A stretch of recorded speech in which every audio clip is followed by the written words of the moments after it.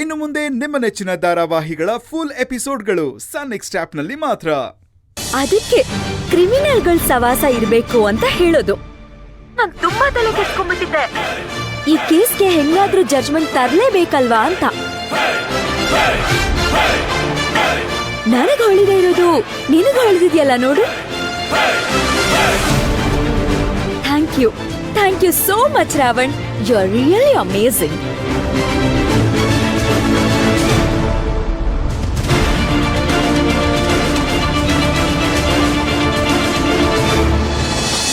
ನೀವೆಷ್ಟು ಗ್ರೇಟ್ ಗೊತ್ತಾ? ಅಲ್ಲ, ಈ ತರ ಐಡಿಯಾನ ನಿಮ್ ಶತ್ರುಗ್ ಕೊಟ್ರೆ ನನಗೆಲ್ ತೊಂದ್ರೆ ಆಗುತ್ತೋ ಅಂತ ಯೋಚಿಸ್ದೆ. ನೀವು ನನ್ಗೋಸ್ಕರ ಫೇವರ್ ಮಾಡಿದೀರಾ ಅಲ್ಲ, ನಿಮ್ಮಂತ ದೊಡ್ಡ ಗುಣ ಯಾರಿಗ್ ಬರುತ್ತೆ ಹೇಳಿ? ನಾನು ಈಗ್ಲೇನೆ ಹೊಸ ಜಡ್ಜ್ನ ಅಪಾಯಿಂಟ್ ಮಾಡೋ ಪ್ರಕ್ರಿಯೆನ ಪ್ರಾರಂಭ ಮಾಡ್ತೀನಿ. Again thank you so much.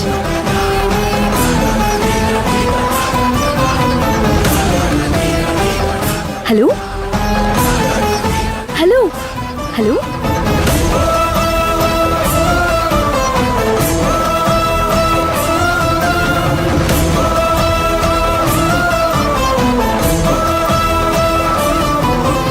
ರೀ ಬಸಪ್ಪನವ್ರೆ, ನಿಮ್ಗೇನ್ ತಲೆ ಕೆಟ್ಟಿದೇನ್ರಿ?